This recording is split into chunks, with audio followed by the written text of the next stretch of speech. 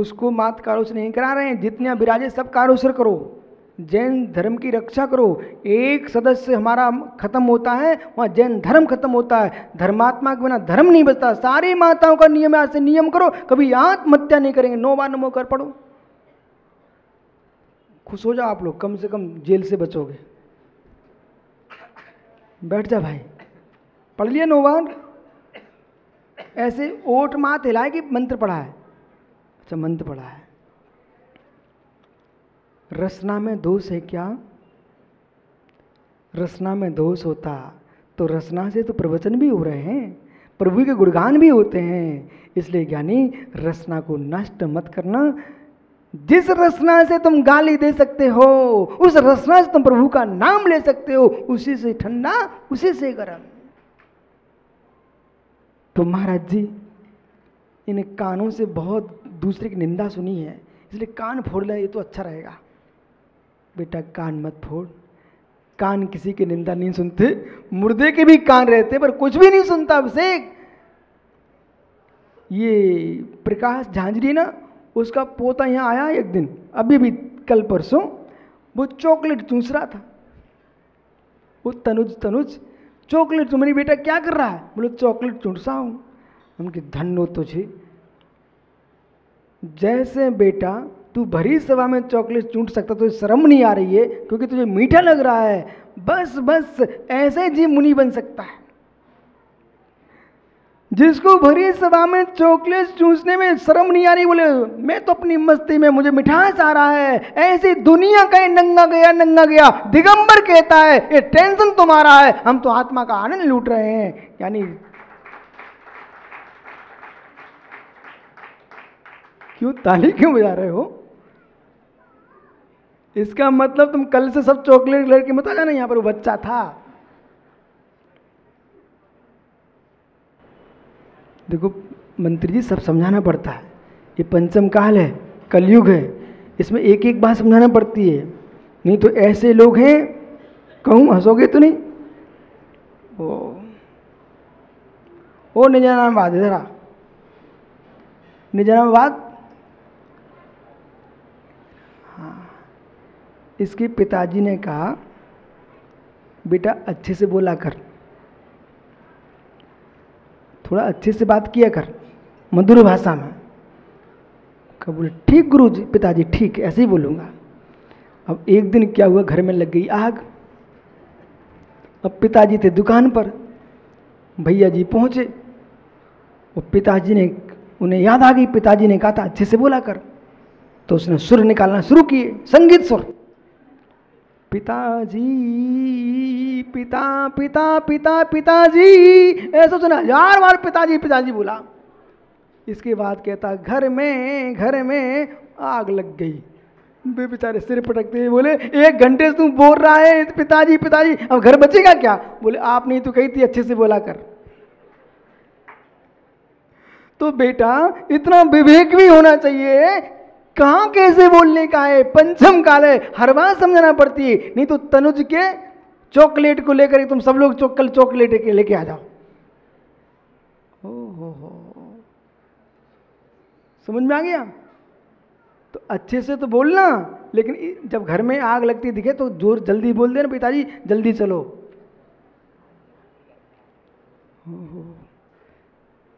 चिंता मन, घर में आग नहीं लग रही, नहीं तो टेंशन में आ जा। कर्ण इंद्री का छेदन नहीं करना। यदि तुमने कर्ण इंद्री निंदा सुनने के लिए के कारण कर्ण इंद्री का छेद कर दिया, इंद्रियां निंदा नहीं सुने, इंद्रियों से निंदा तू सुन रहा था, निंदा का रस कौन लेता था? कान नहीं ले रहे हैं, तेरे आत्मा का विवाह भाव ले रहा है। इसलिए हे मित्र, यदि तूने कान फोड़ दिए तो जिनवाणी कैसे सुनेगा, प्रवचन कैसे सुनेगा, जिनेंद्र की स्तुति कैसे सुनेगा? उसी से ठंडा, उसी से गर्म। यदि आपने कहा कि नेत्र मेरे अशुभ देखते हैं, अरे नेत्र शुभ नहीं देखते, नेत्र शुभ देखता है। नेत्र भी मत फोड़ना, भगवान के दर्शन कैसे करेगा?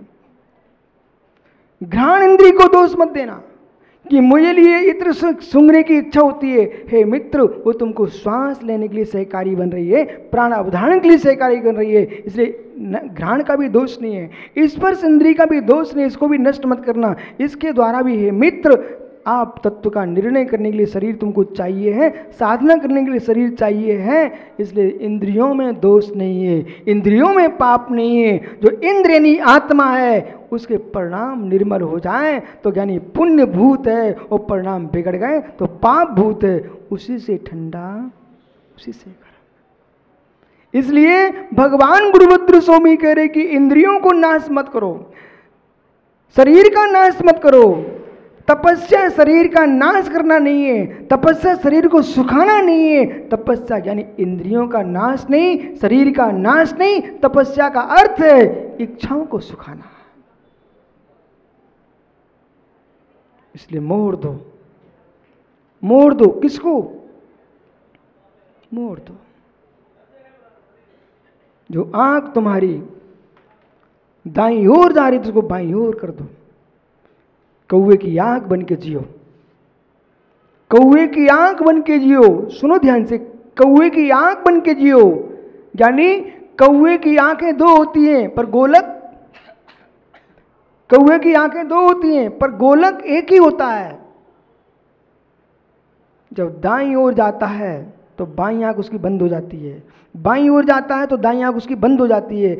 ऐसे ही सम्यक दृष्टि जीव, तत्वज्ञानी जीव, मुमुक्षु जीव क्या निर्णय लेता है कौवे की आंख की भांति? हे मित्र, तुम्हारे पास आंखें दो, गोलक एक है, एक शुभ की आंख है, एक अशुभ की आंख है। जब उपयोग रूपी गोलक अशुभ में जाएगा तो शुभ की आंख बंद हो जाएगी, और यानी शुभ में जाएगा तो शुभ की आंख बंद हो जाएगी। अब तू देख ले क्या करना है।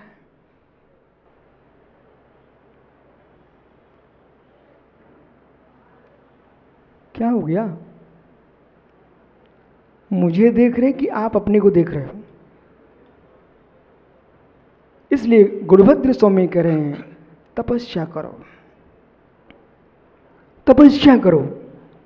कर्मों को सुखाना चाहते हो, आकांक्षाओं को सुखाना चाहते हो, इच्छाओं का निरोध करना चाहते हो, तपस्या करो। और श्रेष्ठ तप वही है जहां इच्छाओं का निरोध है। एव सहजान रिपुन विजयते प्रकोपादिकम। तपस्या का पहला फल रिपु का नाश। कौन सा रिपु विजय प्राप्त करता है? प्रकोपादिकम। बहुत गहरे में जाना। अब वही तपस्वी तपस्वी है माताओं, वही तपस्वी तपस्वी है। अनशन ऊनोदर आदि महान तपों को तपता हुआ, जिसने क्रोध आदि कसाय पर विजय प्राप्त कर ली है।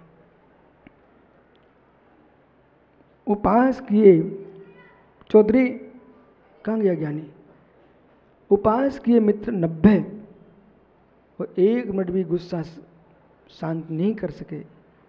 विश्वास माना है भाई, जो तेरी आरती उतारने आता था वो मुख मोड़ के चला जाएगा।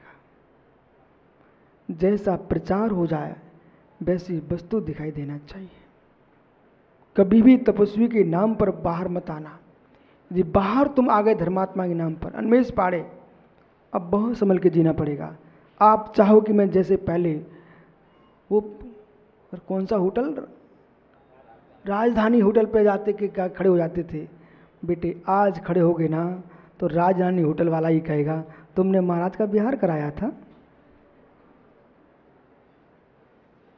बहुत बड़ी गलती कर ली जीवन की आपने। अब तुम पान के चाट के ठेले पर दिखाई नहीं दे सकते हो। बेटा खाने की इच्छा भी हो जाए तो अपनी माँ से बोल देना, सासू की बिटिया से बोल देना कि घर में चाट बना दो, लेकिन ठेले पे चाटने नहीं जाएंगे। हो। क्योंकि बहुत बड़ी बात हो गई। ये तो मैं अध्यक्ष से कह रहा हूँ, मुनियों के बीच में ये बैठा भाई, अबे सोच भी मैं आलू का पराठा खा लूं तो बेचारे को सोचना पड़ेगा, ये समाज उसे खा जाएगी। बोले तुम कैसे अध्यक्ष आलू का पराठा खा रहे हो? पंडित के नाम पर प्रसिद्धि हो गई। कहाँ गया प्रमोद भाई? पंडित के नाम पर प्रसिद्धि हो गई। अब तेरी इच्छा हो रही कि मैं भी चलूं बफर में खा के आऊं। यही बच्चे पकड़ लेंगे तुम पंडित जी कैसे हो। इसलिए भाई ऊंचाई की इच्छा रखते हो, ऊंचाई की इच्छा रखते हो तो पहले चारित्र को ऊंचा कर लेना। कोषाध्यक्ष सुन रहा कि नहीं भाई, ऊंचाई की इच्छा रखते हो ना, चारित्र को ऊंचा कर लेना। और चारित्र को ऊंचा मात्र खाने पीने में नहीं, बोलने में भी। जितने तुम ऊंचे पद पर जाओगे उतने मित्र तुम्हारी वाणी मनोहर होना चाहिए।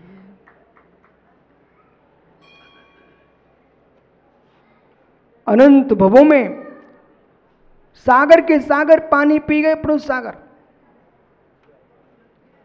सागर के सागर पानी पी गए, बड़ी बड़ी नदियों जैसे दूध पी गए। हे मित्र, तो तुम जितने ऊंचे पर पहुंच जाओ ना, कसाय के निमित्त भी मिले मेरे मित्र, उसको भी 1 घंटे के लिए पी जाओ,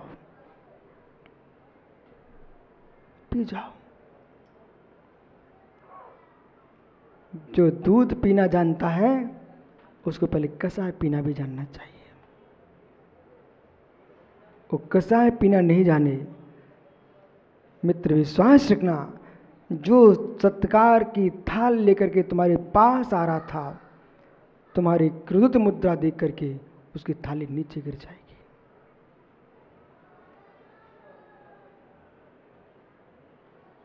क्या सोच रहे हो महाराज, जीने दोगे कि नहीं जीने दोगे? हाँ, जीना अपना धर्म नहीं है, मरना अपना धर्म नहीं है, जन्म मरण से रहित होना अपना धर्म है। बेटा सुन रहा है कि नहीं? ए जैन दर्शन की धर्म सभा में भाई तुम सबसे आगे बैठा है, ऐसे ही बैठे रहना। बे माता पिता धन्य है जिन्होंने अपनी संतान को इतने योग्य बना दिया हो कि सभा में आगे बैठने की योग्यता रखते हो। और मान धन्य वे हैं जिन्होंने अपने बेटों को यहां बिठाने की योग्य बना दिया हो। और परम धन्य वे जिन्होंने अपने बेटे को समूषण बिठा दिया। और धन्यों के मां धन्य वे हैं जिन्हें सिद्ध श्राप पर बैठ गया हो। इसलिए जितनी श्रावक श्रावका इस श्री मंडप में है, हे मित्र मुस्कुराना। और अध्यक्ष जी उनके घरों में फोन कर देना जिनके बच्चे यहाँ बैठे हो, इस बात का कि भाई हम तुमसे खुश हैं। क्यों? क्योंकि तुम्हारा बेटा मैंने आज सभा में देखा, इतना खुश हुआ हूँ कि जैसे किसी का बेटा कलेक्टर बने तो क्या खुशी, अरे तुम्हारा बेटा तो जिन शासन का महान अध्यक्ष बनने वाला है, इसलिए मुझे खुशी है।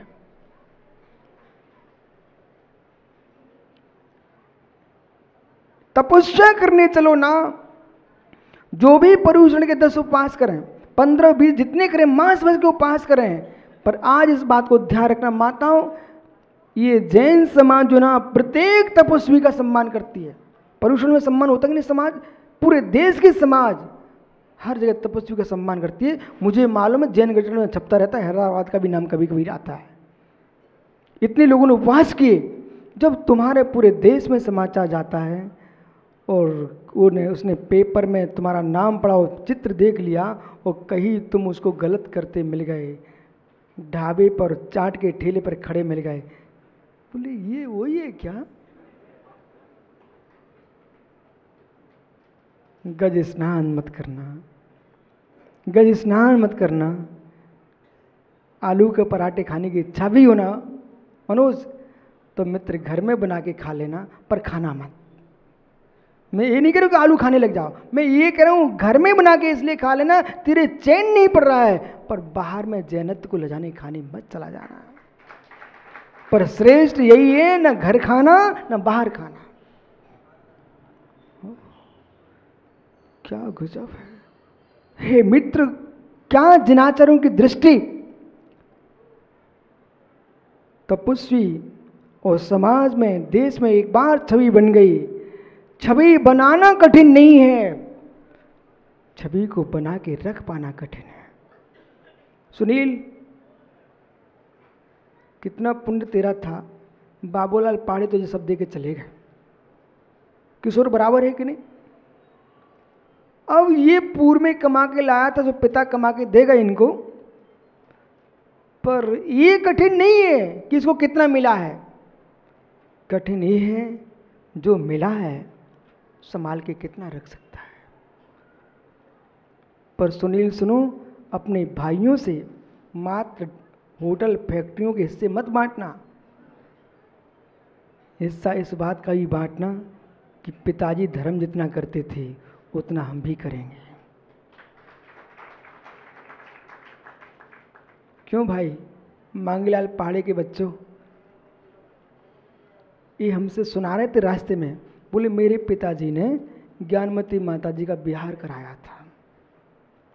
भैया कहीं ना कहीं संस्कार,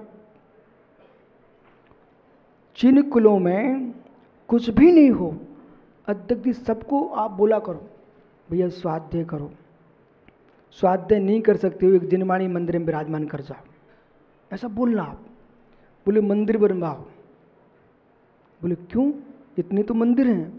बोले गहरी बात है, यदि किसी व्यक्ति ने एक श्री जी की प्रतिमा विराजमान कर दी, वो बेचारा चला गया और जाने के बाद उसके वंश के जो बच्चे हुए वे धर्म से दूर हो गए। कदाचित अचानक कोई मित्र उसको मंदिर में ले आया और उसने देख लिया, अरे इस प्रतिमा पर तुम्हारे दादा की प्रशस्ति लिखी है, हम कैसे पापी लोग हैं, हमारे घर में तो अनंत विराजमान किए गए और हम एक काम कर रहे हैं। मित्र उस प्रतिमा के नियोग से जो बच्चे धर्म से दूर हो चुके थे वे लौट के धर्म के पास आ जाएंगे। आज हमारे जिनालय में इसी केसरबाग में कितने भगवान हैं। शाम को वो भाई कल हमको दर्शन करा रहे थे, कल परसों, ऐसे मुस्कुरा मुस्कुरा बोले महाराज जी जितने यहाँ आसपास में भगवान थे सब हमारे मंदिर में स्थापित हो गए। मित्र भगवान विराजमान करने वाले चले गए, मालूम आपको, लेकिन श्री जी नहीं गए। ये प्रतिमा रही तो हैदराबाद में जैन धर्म जीवित रहा। इसलिए वो क्या कुंचारम क्या है भाई, आपको थोड़ी मालूम था। हैदराबाद के किस रावक ने भगवान विराजमान किए, किसने नहीं किए, भगवान पूर्व से थे। इसलिए ज्ञानियों समाज के मन में भाव आए, एक तीर्थ की प्रतिमा की रक्षा करो। हे मित्र, वहां तुमने पुनः मंदिर स्थापित कर दिया, आपने जिन शासन स्थापित कर दिया।